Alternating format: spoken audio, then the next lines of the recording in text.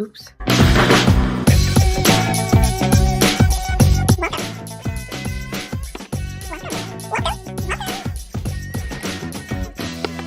Welcome. Good morning, everybody. We are coming at you at a new time. You're on Margaret Pinard's channel. That's me. Welcome to Booktube. I'm here an hour early, just testing out a new time, so hope this works for people. I talk about Booktube, I talk about AuthorTube, I welcome all sorts of crazy opinions, but not all crazy opinions on this channel. So, what are we doing today? I'm sharing some translated lit, and at the last minute, I was busily digging for translator names because I didn't look them up ahead of time. So, let's see. Uh,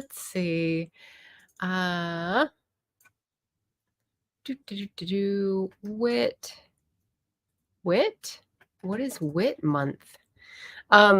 Wit Month is Women in Translation. So August, which is just around the corner, like tomorrow, which is crazy, is a month where people celebrate women in translation. And I have decided to interpret this broadly. So if the author is a man, but the translator is a woman, I'm going to count it because we're giving the translator credit, and that's an art unto itself. So what I thought I would do is share some recommendations and then share my TBR for August, as I am wont to do. So unfortunately, I wanted to make this all about bookstore books, but only like 6 of the 8 fall into that category, but that's pretty high in proportion. So, yeah, I'm just gonna dive in. Oh, Wanda's here. Hello. And she just started the keening, which is wonderful to hear. Amazing. I'm very excited. Are you reading that for a particular readathon? Because one of the extra boosts of dopamine I'm going to get from my Wit Month reading list is that it's going to apply to Herkyed.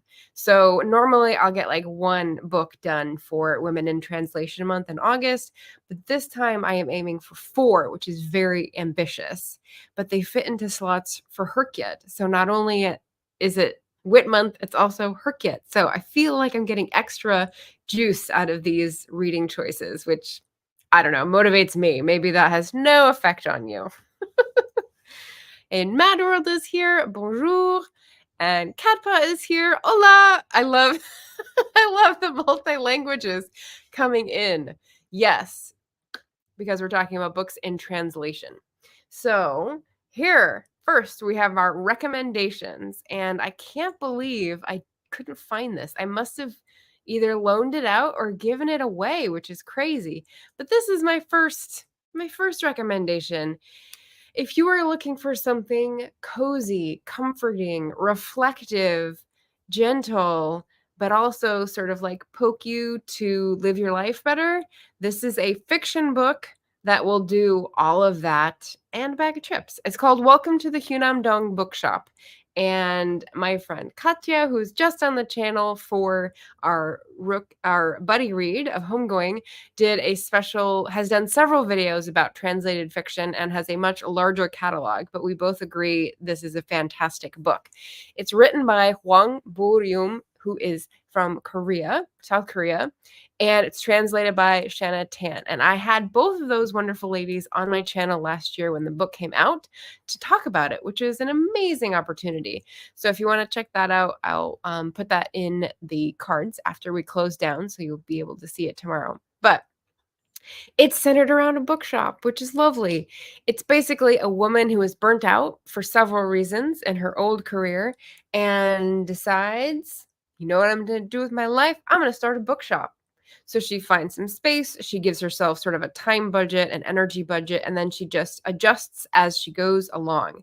And we get to hear about her changing thoughts as well as the people she meets and how they influence her and how she influences them, which is beautiful. So 5-star book. Welcome to the Hyunam Bookshop.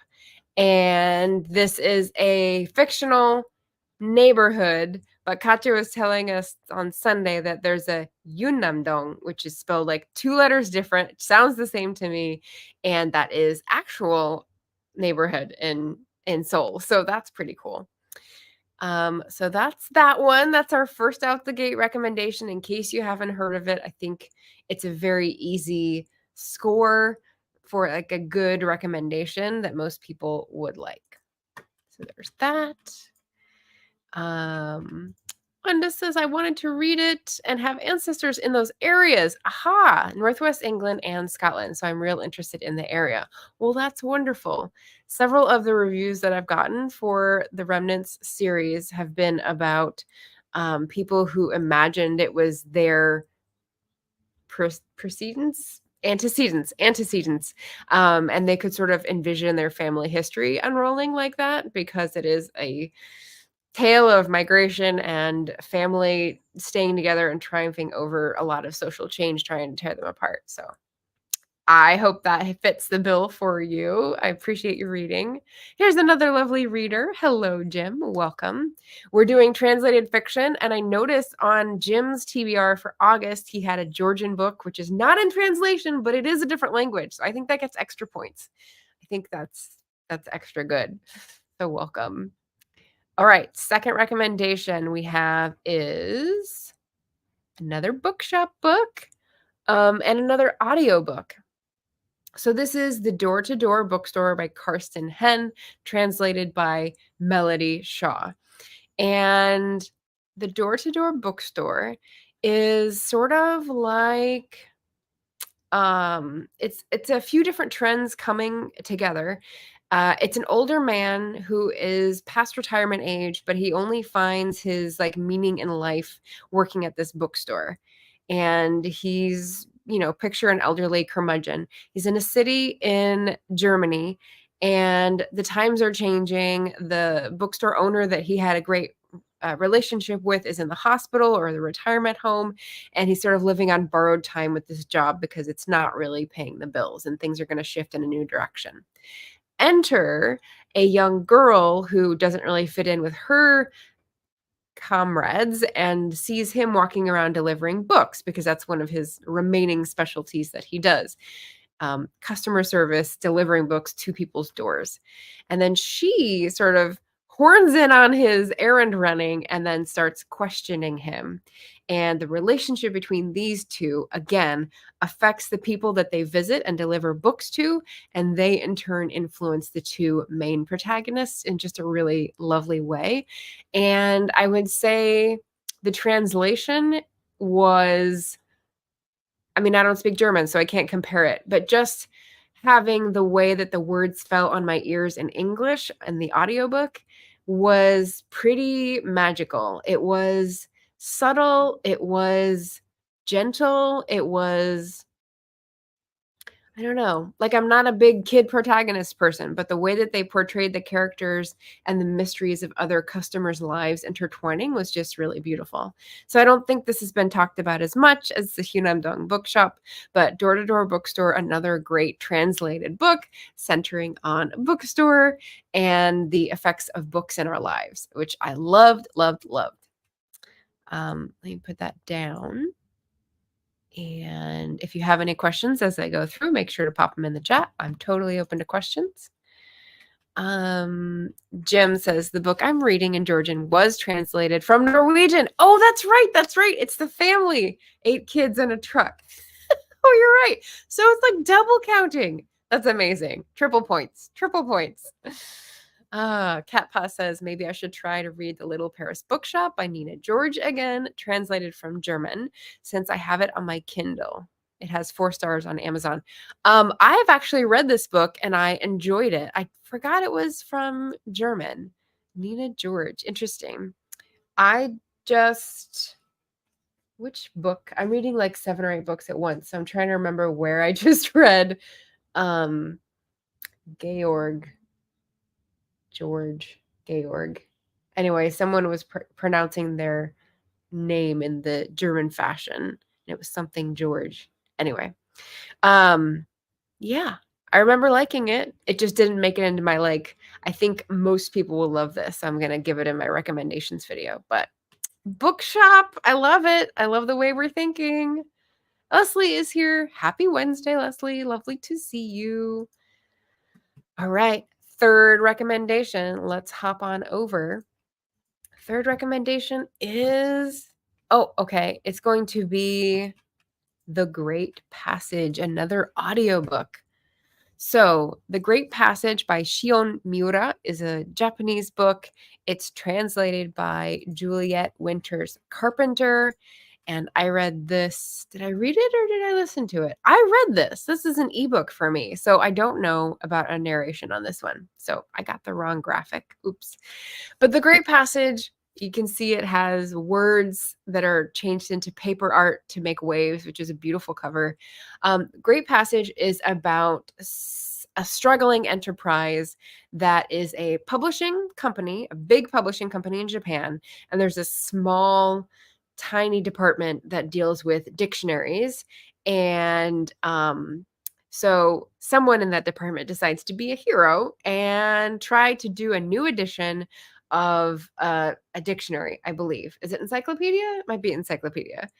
And might be like an OED version in Japan.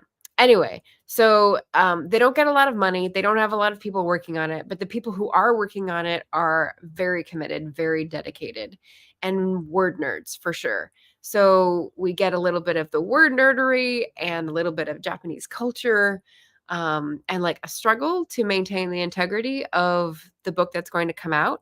And it goes over years, right? So the protagonists have changed, the torch is passed, people expand, and their lives become a little tangled by their dedication to this mission of putting out this new dictionary slash encyclopedia. So I really liked this. It surprised me, and very sparse language, like I said, kind of the same as the door-to-door bookstore. The lives of other people seem very mysterious and private until you're let in later in the story, which I think is like a good counterpart to American fiction, which often dives in and gets very gritty with people's personal lives right off the start. So I like this approach. So I definitely recommend, and should be available. I got it on Kindle several years ago when they had a big promotion. So yeah, great book. Oh, Roz is here. Roz from Skylydangling About the Books. Loved The Great Passage. It's a curious one, though. Yeah, yeah. And I'm not sure which way you mean it, but I think I know what you mean. But yeah, I really enjoyed it. So this may be a harder one to match up with an audience, but if you're curious and looking into Whit Month, it may be a good fit. So let me know if you try it out and can come back and tell me. Mad World, not fiction, but I finished The Palliative Society by Korean-born professor who teaches in Berlin. 71 pages, but I still took about a week to read and ponder. Interesting. Yeah, women in translation. I don't think it's restricted to fiction. So, yeah, a short nonfiction. That sounds very interesting. If you know if it's available widely, for example, on Amazon or Bookshop, let us know. That'd be great. Barrett is here. Barrett is doing. How are you doing, Barrett? Hey, friend.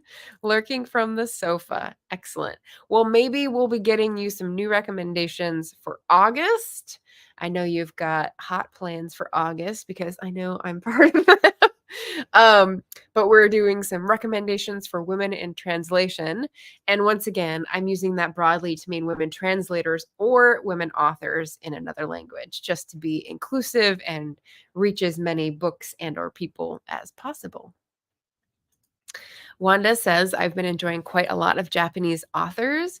Yes. And I noticed, and I left this as a comment on a Gem of Books video recently, that our Wit Month and our translated literature on Booktube seems to lean heavily into Japanese, a little bit more Korean lately. And she pointed out Swedish was also like a big one, especially in crime fiction. But we have sort of some like a few main markets that get translated. French is also one I see more often, but there's like whole continents that still aren't like explored. So Roz would be a great one to recommend because she's doing her around the world challenge for all the different languages. But lots of South America, besides like the few big names, get missed. Lots of Africa um, gets missed. And one of the other things that Gemma pointed out is that maybe some of these other countries are so, I don't know the word, inculcated? They know English as a second language already, and so they're at a level where they can choose to write their novels in English, so we don't get the literature translated. We get it in English from a mm, dual language speaker or multi-language speaker, which is like an interesting category as well. But anyway, details. One of the things I was pondering this year with Whitmonth and sort of the politics of the choices, I suppose. So my fourth recommendation does not deal with word nerdery or books per se, but it is a very it's a classic and it's Canadian literature. So that is going to be The Tin Flute by Gabrielle Roy. And that is French Canadian and a classic. I think this was written around World War II era because I remember I read it for March of the Moderns. So definitely a classic. But the reason this was compelling to me is that it deals with classism and ethnic rivalries and discrimination. It deals with things that happening during the war. It deals with gentrification slash poverty, the opposite of gentrification.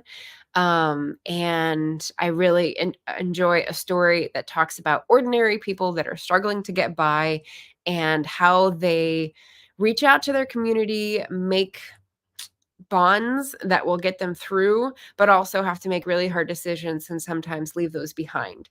So we get multiple characters in the Tin Flute in this industrializing city in Quebec, and they make hard choices. So some stay with their family, some do things that they don't want to do, and some leave the community and try to find a new life. And the different voices are very interesting to listen to. I'm not sure because I don't have my copy. I think I sold this one back. But when I looked up a different version, it was Alan Brown. So I don't know who the translator was for my version, unfortunately, but can definitely recommend. Excellent themes, excellent historical viewpoint, and classic if you're reading Canadian literature or world literature and need a Canadian title. So doesn't necessarily have to do with books, but there are books in the story. All right, so those are my 4 recommendations. And now for my 4 TBR reads. So that was duplicative and duplicitous because to be read means I'm not already reading them, but I am. So first of these, I am that far in. It's already very juicy.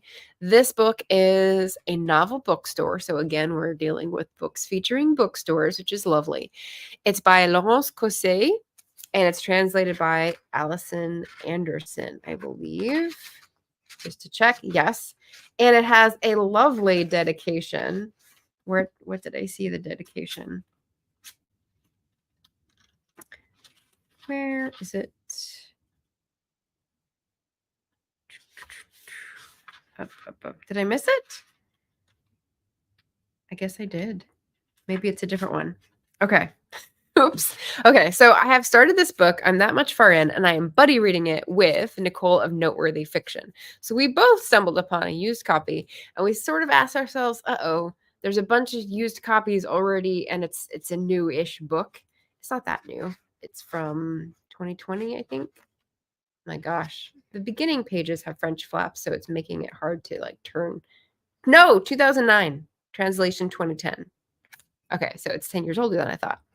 But yeah, I think maybe the cool cover, maybe the Europa editions, it's made it like stick around. But we decided we would go ahead anyway and make this a buddy read. So we're doing that on Storygraph. And so far, it's kind of a whirlwind at the beginning, but once you get settled in, like 50, 70 pages, you're like, oh, okay. And then you can sort of center yourself with all the characters that are getting multiple names, which you will find out why. So we're both enjoying this. We haven't given any spoilers to each other because I think it's too early, but we'll probably have a check-in where we, talk about what we like and don't like pretty soon. But it's very exciting. Nicole is more of a Storygraph buddy reader pro than I am. I'm used to doing Voxer, but this is my first Storygraph buddy read. So pretty fun and recommend it so far. And we'll come back at the end of August to say whether or not it's a keeper. But that's French and it's about a bookshop. So really, I couldn't lose. Couldn't lose on that one. And Barrett says, love it. Loving the recommendations. Cool. All right, another one I have started, even though it's not Wit Month, is because this is part of a vlog I'm doing. This is The Life of Henri Brulard by Stendhal. And I went into this thinking it was a fictionalized, very thinly, autobiography by Stendhal, but in fact, it is just an autobiography. So it's not fictionalized at all, but that'll still work. Basically, I was trying to read some of the 19th century French greats that I had not read before to get a better idea of the big currents in French literature in the 19th century, because I've read mostly 17th century in my studies and Le Grand Siècle, the great theater playwrights and everything, but not 19th century, which is more of where I belong in the rest of the world. So I thought, oh, instead of being vague and not really knowing what I'm talking about, maybe I should poke my nose in and try out. So I read Zola and I just reviewed that. I am reading this Stendhal, which is nonfiction, but I hope it'll still work. And then I'm going to read a Balzac. So not sure which one. I have one on the shelf, but we'll see if I want to get more representative. So that's why it's working. And it's translated by, I went to look, it is translated by Catherine Allison Phillips way back in the day. So this is like a very old version, you could tell. And I'm 54 pages in. So he's very rambly. It's some like very questionable early life choices so far. So it's not bad, but I'm not sure it's very representative of his fiction. We'll see. We'll see. Very like from the heart, avant-garde. And he's writing this with name dropping all over the place. So he's like, oh, people will read this in 100 years because they won't be able to publish it before then because I'm just calling everyone what I really think. And he's a very interesting personality. So yes. Wanda says, I like Nicole. That's awesome. Yeah, I was very happy to see my chance. She put this in a video and I was like, oh, this is on my maybe. Maybe we should read this together. So that's what we're doing. And I've got 2 more Wit Month books. We've got a question from Mad World. You're fluent in French, so do you prefer to read French books in original language? I do. So I do have a few. I purged a lot. I culled a lot. But I do have a few books in French, and I know that they would take me a lot of concentration to read because my French has fallen down in quality in the past like 2 years, 3 years since I haven't been practicing, haven't had anyone to speak with. So it would take me a concerted effort to focus on the written, but what's easier is probably just speaking to someone and practicing that way to get it back up. So yeah. I mean, I could do like a comparison, but that would be a different vlog. That would be a different purpose, and I don't want to get sidetracked. And the reason why I don't want to read things that would take too much intense concentration, Zola took me forever, and even in English, is because I am drafting, and so most of my like energy and concentration is going to creative writing, like generative writing. So that's just my choice of the moment because one of my goals for the year is to publish a book, and so that just needs to happen like first priority. But great question. Jim says you always lose something in translation. Babel touched a lot on etymology. True. True. And I've read or watched videos that explain how important the translation is and how much of an art it is. And so I definitely um respect the fact that I am getting a version of this that may not be, what I would get from the author themselves. But yeah. Yeah, it's been a while since I've read anything in the original French that was, like, historical. Um, yeah. I'll get back there. I'll get back there. After this book, perhaps I'll celebrate and try to read my Jane Eyre in French. It's translated to French, but you asked about original French, so maybe it should be a 21st century novel. That would be probably more prudent.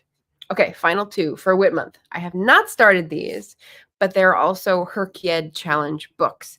So one of these is going to be Before the Feast by Sasa Stanisic. That is a male author who is writing in a Slavic language. I think he's writing in German, but he's from Bosnia Herzegovina, I believe. And then it's translated by Anthea Bell, who is a woman translator. It's Tin House Books, so it's starting out quite kooky. When I just did try a chapter, I was like, wow, I got this. It was like a warehouse sale. I really like the cover, but it might be too kooky of a start for me to get into. When I look at the middle sections and just randomly read a passage, it's engaging, but the start is I'm having to suspend a lot of comprehension, which is not my favorite at the beginning, but we'll see. So, book and translation, Before the Feast is about, it's sort of like bringing folklore and a little bit of magical realism into a modern context. It's the evening before the feast in the village of Fürstenfelde. The village is asleep, except for the ferryman. He's dead. So we start out with a person who's dead, drowned, and buried, and this town grappling with it, but not realistically grappling with it, philosophically grappling with it, which is weird. So we'll see. We'll see if this works for me. You're not allowed to DNF stuff for Herkid. You have to finish the book for it to count. So it's 330-ish pages. I could probably do that even if I'm struggling. And the final book is Voyage Around My Room by Xavier de Maistre, and it's translated by Kristen Hall Geisler. This is another Herkid challenge because the translator had this book at a book fair, and I bought it directly from her. So that's going to work for my indie book prompt, which is great. And Voyage Around My Room is when Xavier, our friend, was, I think, confined to his room in the 1790s. And in order to flaunt the fact that he was confined, I think it was instead of a fee, he was imprisoned in his room. It's kind of like the pandemic. He made it a big deal, and he mocked the fact that there's a whole world in his room and he could make it interesting. Just watch. So hold my beer is basically what he said. I'm going to write a whole book about this. So this is a local indie author's translation of a 1790s novel, short novel, as you can see, because it's rather thin. So very excited for that. And he's French as well. So there we go. Wanda says, I went down the witch translation rabbit hole with Tales of Genji, classic, and Don Quixote, classic. Yeah, I mean, how are you supposed to know before you read? I suppose you could try a chapter. Or look at reviews from people who have read multiple, but yeah, it's hard. It's hard to know before you read them. And those are both big investments in time and in the pocketbook, unless you're finding a used copy. So good luck. Jim says the opening line of L'étranger is Aujourd'hui, maman est morte, ou peut-être hier. How maman is translated into English influences how we see Meursault, mother, mummy, or leave it as maman. Yeah. Yeah. No, it is very important. And that's a great example that you just had out of your back pocket, which is great. This is one of the books I studied in college French, so that's even longer ago. Yeah. And just to give you an insight, even when you're writing in your own language, when I'm writing in my books and I'm setting them in Scotland, there's a choice of like what appeals to the reader. I definitely don't say mom because that feels very American and very 20th century. But 1820s, 1830s Scotland, I'm thinking ma'am is probably the most common. And I think people understand what it means, pretty basic. And I have used parental appellations, like words for mother and father in Gaelic, but like once or twice, and you have to explain it in context. So it depends on what you want the reader to get out. But yeah, very, very important choice. And Roz says, yeah, that's so true. She's agreeing.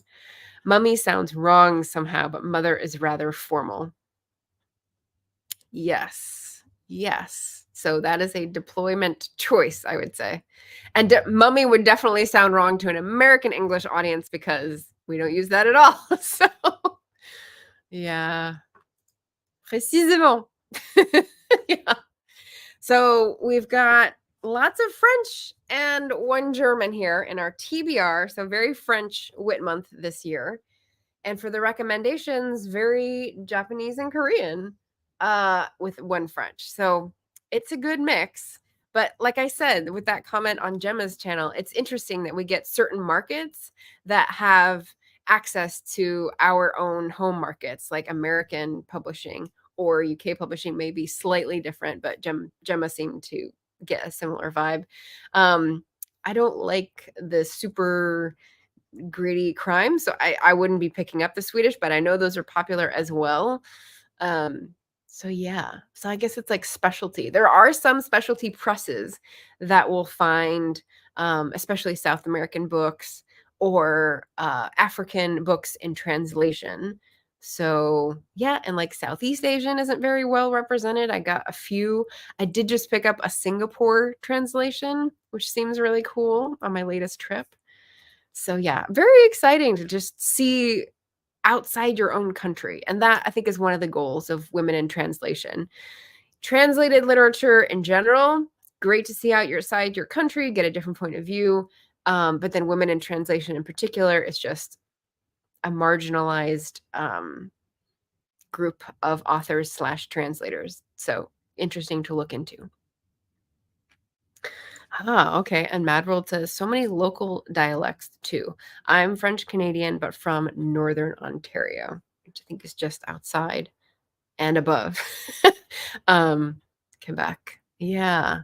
Local dialects. Oh, see, that would be even harder. I got a copy of was it Marie Chapdelaine in high school, and I tried to read that and I just could not. Like I was looking up in the like French Canadian dictionary that was provided for me, and still it was just like so slow going. I finally just let it go. But maybe that's one you're familiar with, I would recommend. So yeah. So those are my recommendations. That is my ambitious Wit Month TBR. And if you have similar recommendations to Roz or Mad World or Wanda or Jim, definitely drop them in the comments below. I will probably look for them and they may get recycled next year into a recommendation or a TBR because, like I said, I'm not a spur of the moment person. It takes me a while to make decisions and find books the way I like to find them. So drop it below and maybe you'll see it next year. Sorry, it's no immediate gratification, but that's what I got. Yeah, Mad World says, awesome. Yay. And Roz says, it's a golden age in women authors from Latin America. Ooh, okay. That's very interesting. I haven't seen that come across. I think I would look to Natalie at Curious Reader for those recommendations. I think the Women in Translation Month readathon has sort of dropped and been picked up by a different person in terms of readathon challenges and prompts. So that would be a challenge or an interesting rabbit hole to go down. But I like this little tip left. So thank you. And that is it for us today. Thank you for being here. I wasn't sure if this was going to be a vlog or a translated lit. And then I thought, oh, well, it's almost August. I should get it out there before people start reading for August. So maybe you'll see a vlog about Bellingham. It was great. 3 bookshops in 3 days. Or maybe I'll just end up talking about the books later. Whichever, I'm glad you're here. I appreciate you watching, and I hope you're enjoying some lovely reads. Take care, everybody, and I'll see you again soon. Bye.